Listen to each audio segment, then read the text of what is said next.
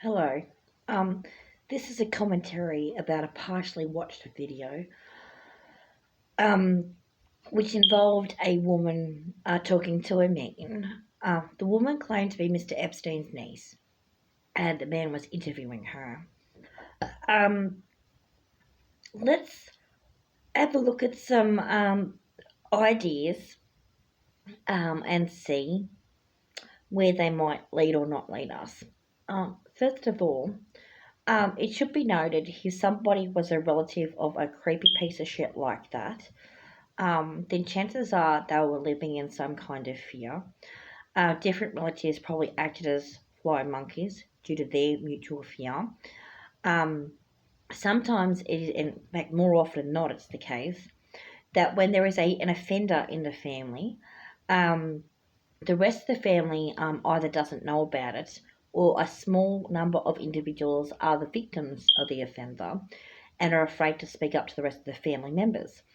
The rest of the family members subsequently do not know that there's an offender of that particular variety in their midst. You'll probably notice that their particular tactics involve stealth, dishonesty, and so on and so forth, because they obviously know they're doing the wrong thing. Okay, to offend against a child is obviously the wrong thing to do.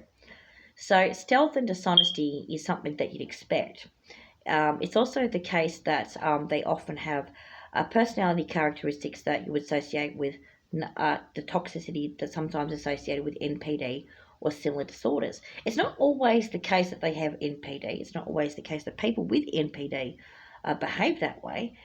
It is, however, the case that the kind of callous disregard for the rights of other people is something that you might associate with that particular form of issue. Now, here are some things you will need to understand. Mr. Epstein was not motivated by, well, he wasn't orientated that way. Let's put it that way. That's not a real thing, okay? Um, what he would have been motivated by was social conditioning programming associated with his particular social status as a billionaire, leading him to the conclusion that he could do whatever he fucking likes. So he's bought an island to party on because he can do whatever he likes there. He'll have no coppers and whatever else and do whatever he fucking wants. And then he can do what he wants mentality is part and parcel of the callous disregard for the rights of others when it includes he can do it to other people. Okay? So if you felt like you could do whatever you liked, but what you really wanted to do was to make the world a better place, then you probably have an unrealistic perception of how reality may or may not work. But it doesn't necessarily imply callousness towards other people. It might imply altruism, actually. So, because he engaged in criminal conduct, it's suffice to say that he had a callous disregard for the rights of others, and his mindset of he's a cut above the rest contributed to that somehow.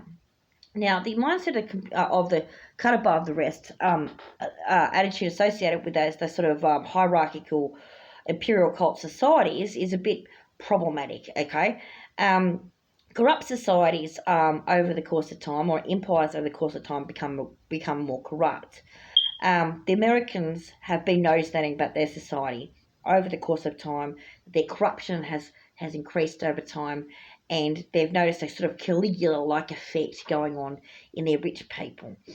Okay, so far from actually overcoming the aristocracies of Europe by doing their Declaration of Independence, the corporatocracies that followed and sort of the merchant class became a sort of pseudo aristocracy with the attendant issues that aristocracies of old had.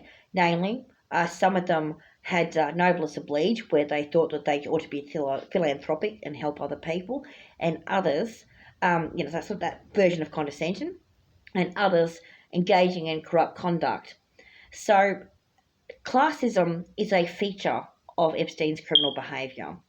Okay, it's not okay. Classism is a feature of it.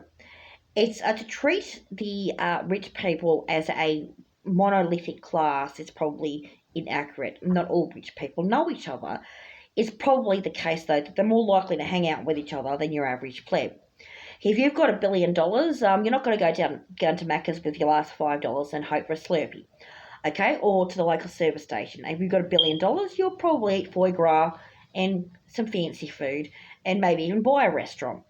So their experience of how to acquire resources and spend them is different from your average person, and that comes with a different set of thinking, different style of thinking. So suffice to say, that it is the case that people of that particular social class are in a world of their own that is quite distinct from what the ordinary plebeian is accustomed to. Nonetheless, it doesn't necessarily follow that they're all operating in cult-like environments. Just as it was the case that in the aristocracies of Europe there was anarchismos, who was, believe it or not, an aristocrat of all people, was one of the original theorists behind anarchism. That's why it's called that. Well, so they say. That could be an example of an aristocratic class um, trying to claim credit for a idea that the plebeians come up with, which is they want to be without a ruler. Anyway, it really depends on your point of view, doesn't it? Okay, so this idea of aristocrats taking credit for plebeians' work is something plebeians are quite familiar with. So we can rule that in as a potential suspect when it comes to defining anarchism to start off with. Nonetheless, when they're in a world of their own, do they also sit there and misinterpret cults from ancient eras and turn them into some weird toxic mess so they can absolutely screw people over like you would not believe? Well, this is where we're going to get into weird territory. Okay? Which ones do that and which ones don't? Which ones support that and which ones don't? How are they doing it? How is each one misinterpreting it? Are they all doing it? Was that Epstein's motives? Unfortunately, that was not Epstein's motives. Okay? If you actually look at the woman's face on the in the video, she bears no resemblance to Epstein at all. Even as a niece, despite different relatives being able to appear quite differently from each other, you can have two people who are very close relatives who look nothing alike to start off with. So we can't rule out that possibility, but we'll point out that she doesn't look like Epstein. She looks like someone who comes from a particular social grouping that is prone to what you might call game playing. There was something about her body language that suggests that she was playing up to a particular worldview idea for attention, for money, for the purposes of portraying a particular form of propaganda. It doesn't make Epstein any less of a creep.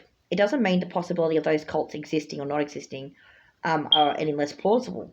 Because those cults can and do still exist. The question is, was Epstein part of one, and was that his motive? The answer is no. It was entirely possible for Epstein to commit those crimes without being part of a cult like that. It's entirely possible. Okay? Okay, he was not part of that cult. Okay? Trump was not part of that cult, and Musk was not part of that cult. Okay? They were part of a different type of cult. The cult is called the cult of the billionaire. Let's describe the cult of a billionaire in a bit of detail.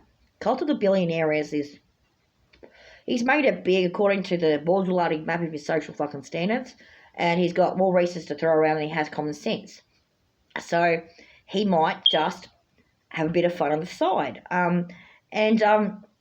What's defined as fun by one billionaire or another varies considerably. With Trump, it's obviously golf. Okay, and occasionally, moonlighting as a dictator. With Musk, it was investing in different types of tech companies because he liked sci-fi novels and he wanted to create a sci-fi dystopia. So, of course, SpaceX rockets and whatever else. Anyway, as it turns out, the cult of the sci-fi dystopia is not the same as the cult of what that woman was talking about, Baal or whatever. You probably find that your sci-fi dystopian or technocrat has a more atheistic worldview than that. They're not prone to being, interested in Baal or whatever, okay? They're not into that sort of thing. Oh, they have a cult, all right, okay? The cult of personality that Musk, for example, has been doing with his AI videos would qualify as a cult, wouldn't it? But they have a cult where they call it text real or something like that, but it's typically atheistic, okay? So they're not determining anyone as a god. Oh, wait, except when Musk turns around and says the world's a giant computer game. Okay, now here's the real motive for why Musk says the world's a giant computer game. We'll put the point this out to point out the difference. Okay, that guy was at university in the 1990s with his text real buddies, his Peter Thiels and all of that, and they were there smoking marijuana, watching the fucking Matrix, and that guy has a discernment issue when it comes to figuring out fact from fucking fiction. Okay, he's got schizoid fucking tendencies associated with his alleged autism, and what he's then turned around and he's done, he's gone, oh, well, the world must be a simulation now. Mick Bostrom fucking said so, and besides, they're getting lots of money from the military, they might try and invent one. Okay, that's not the same thing. That's not the same. And also, the idea of the Warbeck computer game means he gets to see people as player and non-player characters, and important and not important. And that means he can devalue people or value them in accordance to his own standards because he's the one who invented the game, right? So that type of cult has the elements in it that you would ascribe to the billionaires cult, in a sense that they see people as sort of like, these pawns on their great chessboard. And this is where it's going to get interesting. Okay? If you see people as pawns on a chessboard, okay, move platoon of poor plebeians to R6 or whatever, and there's no G to G7 or something like that, F12 or no, there's no 12 square. Hang on, to F5 or whatever, and have them blown up by the cavalry. Here we go. We move the horsey there. If you see it like that, okay, a world like that, then you're not seeing those pawns as people. Now, when you're playing actual chess, you can't see the pieces as people. If you're in a situation where that's ever happened, you're probably dealing with something aristocratic. It's a sort of almost toxic sort of mindset that sort of puts people in a really awkward position. Okay, that awkward position is a position of wait, they've just got given control of the game. What are they going to do with that? Well, if they were playing things their own way, they probably wouldn't do that at all. They'd do something else. Or they would play the game differently. But one of the ways they've structured the game in the cult, not necessarily of Baal, is that your player doesn't get to play that game.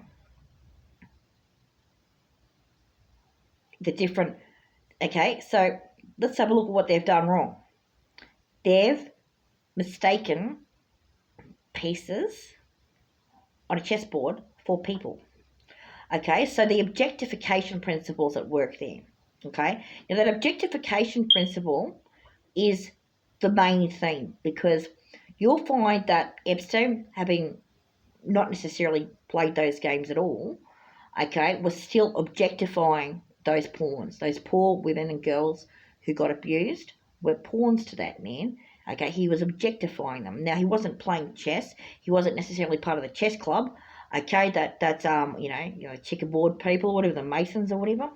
Okay, he wasn't necessarily part of that group, but he had the mindset associated with it, which was to objectify people. Now, when you objectify people and stuff like that, okay, you're not acting in a manner that is respectful to those people. Okay, that is where the bad guy idea comes from. Okay, is they've been treated like they were extensions of his reality rather than realities unto themselves. So, if you're in a bizarre situation, okay, and let's face it, Billionaires Club is a bizarre situation, okay, where there's a small group of your people, but there's a massive group of everyone else. okay, and you're sitting on your steeple and they look like ants beneath you, okay, you don't, automatically um, say that they're ants. You might look at them and you go, okay, those are people. It's just perspective, and they look smaller. Okay, so this idea of hierarchy affecting how people see other people is at work in that principle. It's objectifying. So they've objectified them. So some people say that you have to first be objectified before you can objectify someone else, and that might be true. But it's also the case that some people just actively resist that. And so there are pressures at work in society to make out like the abused becomes the abuser. And this is what's really interesting about what that woman was saying is that she felt that her family was running through a cycle of abuse like that because of that cult. And suffice to say, that's not true. Okay? Okay, Baal worship or satanic worship is not required for that. It's a misapprehension of psychology is required for that, and misapprehensions of psychology are behind a lot of cults. Okay, look up knitting cult lady, look up Dr. Mayim Bialik and stuff like that. Okay, and you'll probably find because Dr. Bialik, you probably know as Dr. Amy Farrah Fowler from The Big Bang Theory, is actually someone who is a neuroscientist in real life. You fancy that? She can't act for shit, but she can pick your fucking brains. Okay, good on her. Okay, sorry, she's a crap actor, but but her talents lie elsewhere. Anyway, they really do, and in that area, she seems like she might be pretty good at it. Okay, it just so happens that woman is also Jewish. Okay, and there's no way that she would ever support an evil man like Epstein, right? So let's point out the fear of anti-Semitism at work here with what that woman was saying on that video about Epstein. Okay, the fear of anti-Semitism is a real fear. Okay, in a similar way that people from other ethnic minorities around the world who were treated in a barbaric and cruel fashion as a consequence of imperial behaviour, okay, to which the Holocaust of the 1940s is but one example. You probably that there is a genuine fear of resurgence of the criminals behind it, all the ideas behind it, the fear that it might come back, the fear that it might continuously cause dramas, etc., etc. Okay, okay. One of the things behind you probably notice about racists and whatever and prejudicial people is that they tend to make these things called type 2 generalization errors. Okay, psychology, they're called type 2 generalization errors. Okay, and if you ever make one, you've got to pick up on it and go, no, that's what that was, and not do it. And what that means is that someone has, however unintentionally, made an overgeneralization. They've said that because someone from one group was like that, then the rest of the group must be like that as well, which isn't true. Okay? Okay? It isn't true. There's absolutely no way that Dr. Balick, for example, is anything like Epstein. She's lovely, okay? She seems like a genuinely nice lady, doesn't she? And she is, okay? Can't act for shit. Wonderful neuroscientist, lovely person, okay? So let's put it into perspective, okay? The fear of prejudice. Okay, if you've been treated in a prejudicial fashion, you might be afraid that prejudice could occur again. Okay, so there's a lot of ways you can discuss it, a lot of different permutations of that idea. Okay, on the subject of that woman though, okay, if there's the Wikipedia page on Epstein, because he had to be looked up, was he Jewish? Okay, yes he was. Okay then. Right, so the video about Sheol got put out. Rightio then. Okay, Jews be glad you have Sheol and he got destroyed there. You've done good. On you, Jews. That was a good effort. Okay, he's a goner. You don't have to worry about him anymore. Okay, so is the fear of neo-Nazis attacking some people greater then their capacity to respond and say, well, yeah, he was bloody Jewish, but he didn't represent all the other Jews, and you should be happy the Jews fucking have Sheol, because that's fucking destroyed the fucking motherfucker. He's a goner. You don't have to worry about that shit no more. Okay, is the fear of that greater? Or is she simply not a relative of Epstein at all? Okay, and she's from one of the neo-Nazi groups, and she's peddling to a fucking alt-right fucking blogger who's trying to promote Christian nationalism indirectly through the alleged cult of Baal worship that they keep talking about. Now, it's not to say that those cults don't exist. It's not to say that they haven't existed in Hollywood, for example. There's reason to suspect Madonna and Jim Carrey, for example, as being part of it. However, it doesn't necessarily follow that the Billionaires Club always has members of that group, and they have to be a member of that group to be part of the Billionaires Club. Okay? They might not encounter that until they encounter the Billionaires Club, and some of them might reject it, and each for different reasons. So, just watch out for that. And remember, Trump deserves to be fucking lambasted one way or another, independently of that. Have a nice day.